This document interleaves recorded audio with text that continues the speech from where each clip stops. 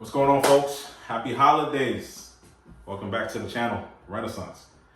My name's Shay, and today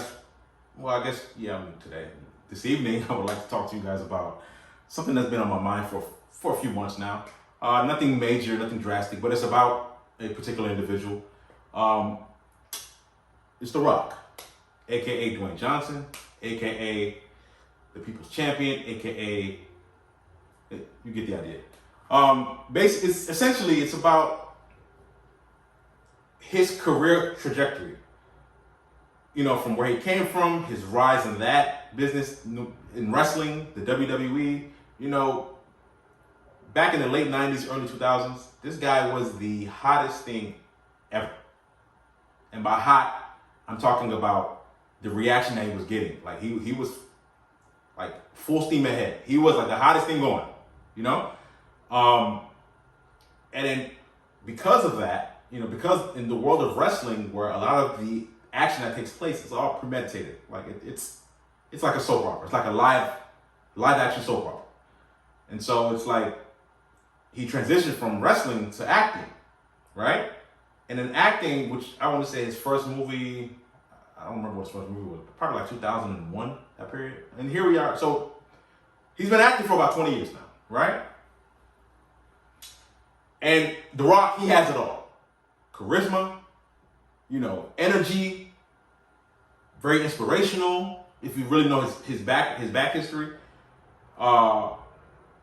just very likable dude, you know, likable guy. And the problems that I have with The Rock are not personal at all. It's more so to do with his career, acting to be specific. In his 20 years or so in acting, I would say he has about 3 good movies to his name.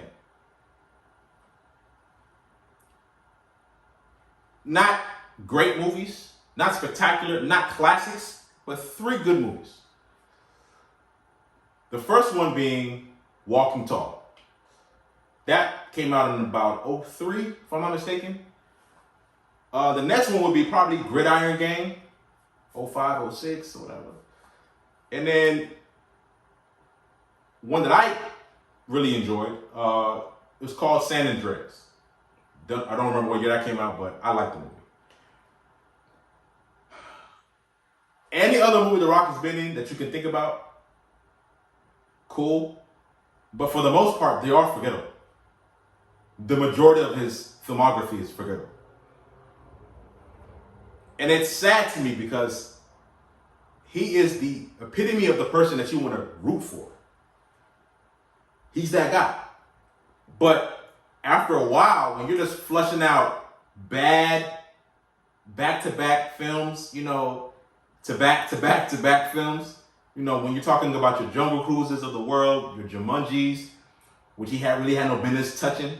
You know, Robin Williams did his thing on that. I don't even know why they gave that to The Rock.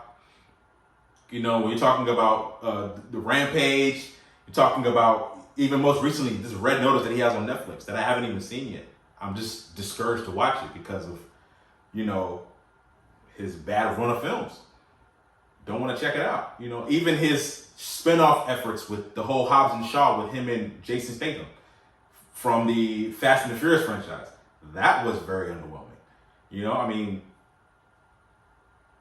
and I'm saying all this to say because I really like the guy and I like to support him, but it's very hard for me to do so at this particular juncture in his career. You know, he just has a bad record of films. And what I honestly think it is he just overexposed. You know, every year or every couple of years in Hollywood, there's this new actor, this new star, or starlet, or actress, or what have you. It's in Hollywood. That's in everything. You know, a few years back, we all know who it was. It was Jennifer Lawrence. She was the it girl at the time. She was in everything. She kind of overstayed her welcome, and like nobody really checking for her. The Rock is in that same boat right now.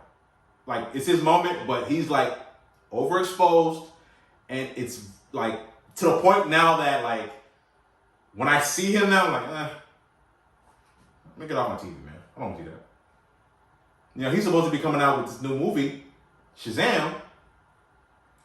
I'm semi interested in it because I like DC. I like the DC comics. So any adaptation of the characters from DC, I'll be intrigued about. You know, so I've seen the teasers from his stuff. It looks good, but I don't believe in the script. I think somehow they're gonna make this movie suck somehow. You know, it pains me to say this. It pains me. Like, at one point in time, he was like my favorite wrestler. You know what I'm saying? And now I can't even stand the guy. You know, and it, like I said, let me preface my comments. I stated earlier, it's nothing personal. It's nothing personal. But it is what it is. You know? And for him to be the highest paid actor, if I'm not mistaken,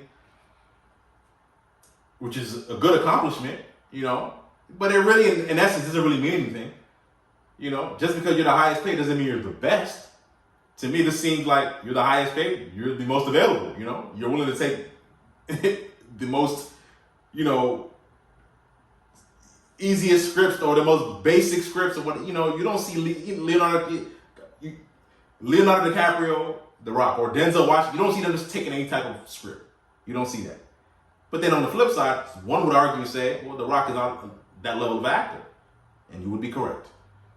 So, you know, there's an old saying that says quality over quantity. And that rings true here, pertaining to The Rock. And now I hear he's trying to rap now with Tech 9. Like, oh my goodness, man. It's too much. Anyway, that's the video, guys. Hope you enjoyed it. In the comments below, please tell me if you agree with me. If you disagree, that's fine. I felt like this for a few years, actually, but I haven't really been thinking about this I've really been thinking about this for a couple of months now. You know, I never hear nobody talk about this. But I always feel like he's not really a good actor like that. You know, I don't know how you make a movie like The Red Notice with him, Gal Gadot, and Ryan Reynolds. None of them can really act like that. You know, they just play themselves all the time, you know, but I'm out of here, man. Peace, guys.